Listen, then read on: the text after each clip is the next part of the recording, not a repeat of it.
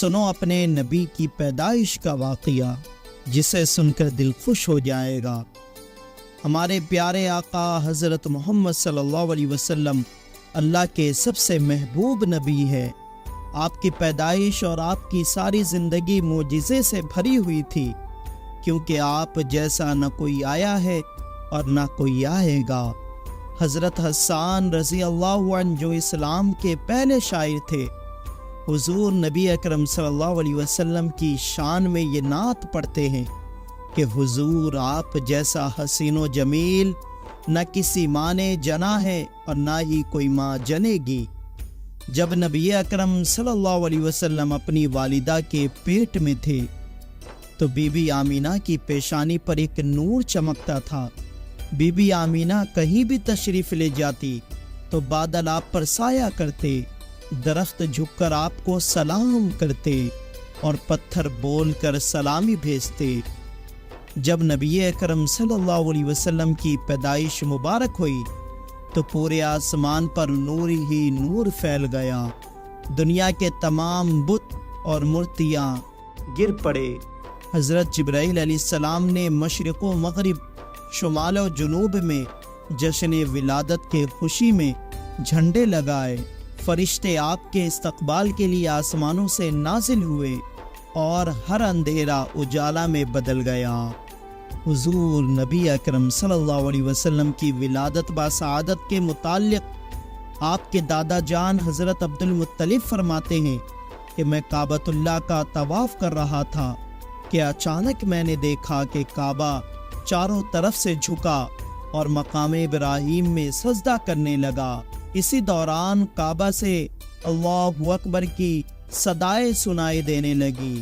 پھر میں نے دیکھا کہ کعبہ سیدھا کھڑا ہوا اور اس سے آواز آنے لگی کہ سب تعریفیں اس اللہ کے لیے جس نے مجھے محمد کے ساتھ خاص کر دیا۔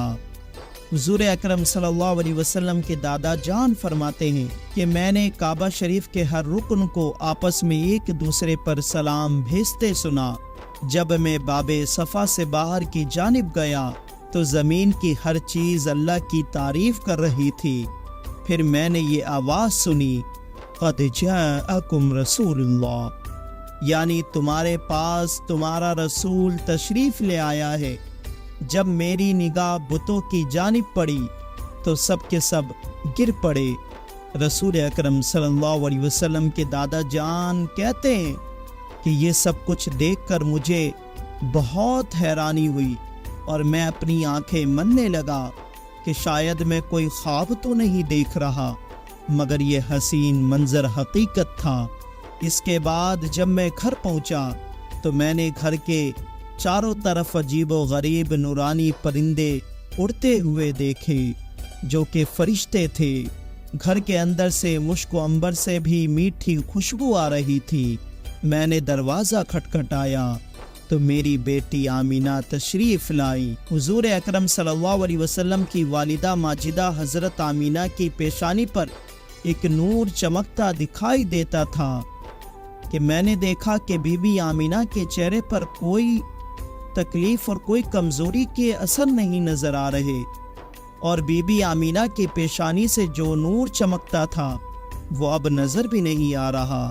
تو حضرت عبد المطلب نے پوچھا، بیٹی تمہاری پیشانی کا نور کہاں ہے؟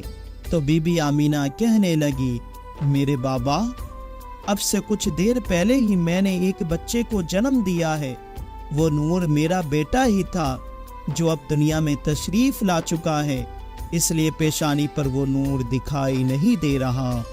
حضور اکرم صلی اللہ علیہ وسلم کی پیدائش ایک معجزہ تھی۔ آپ کی والدہ کو بچہ پیدا ہوتے وقت کی تکلیف بھی محسوس نہیں ہوئی اور آپ بالکل پاک و صاف اور چمکتے ہوئے اس دنیا میں تشریف لائے۔ بی بی آمینہ فرماتی ہیں کہ نبی اکرم صلی اللہ علیہ وسلم کی پیدائش کے بعد ایک غیب سے آواز آئی۔ میں نے سنا کہ پکارنے والا کہہ رہا تھا کہ اس کا نام محمد رکھنا۔ یہ بچہ وہی ہے جس کا ساری دنیا کو انتظار تھا، جو دنیا کے اندھیروں اور کفر و جہالت کا خاتمہ کرے گا۔